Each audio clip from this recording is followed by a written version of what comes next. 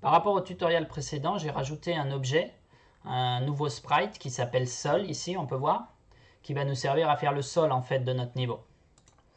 Alors, quand vous voulez tester un jeu, vous pouvez cliquer sur la flèche ici et vous allez lancer votre jeu.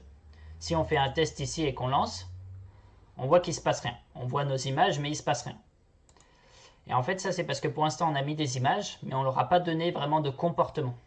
Donc pour rajouter un comportement à un objet, il suffit de cliquer sur l'objet auquel on veut rajouter un comportement. Ici par exemple sur notre joueur. Et on va voir que dans la barre des propriétés, on va avoir comportement qui va apparaître. Si on clique dessus, on va pouvoir ajouter un nouveau comportement.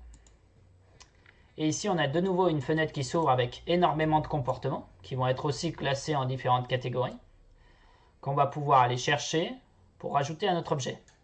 Donc, si par exemple on veut faire un personnage qui peut courir et sauter comme Mario, il faut lui ajouter le comportement plateforme.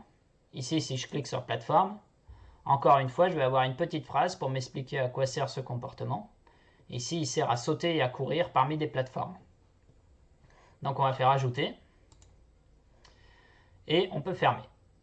Une fois qu'on a ajouté ce comportement, on va voir que dans la fenêtre propriété, on va avoir le comportement plateforme qui apparaît avec énormément de propriétés que l'on peut modifier. On peut par exemple modifier la vitesse max, l'accélération, la décélération, la gravité, etc.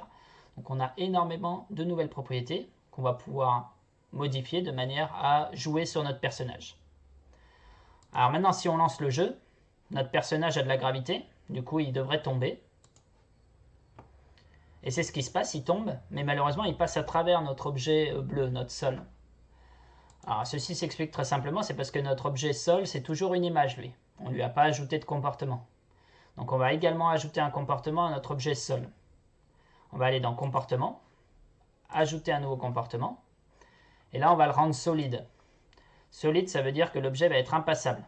Les autres objets ne vont pas pouvoir passer au travers de celui-ci. Donc on va ajouter. Et là maintenant si on lance le jeu, notre objet tombe, mais il s'arrête sur notre plateforme puisqu'il est solide, donc il ne le traverse pas.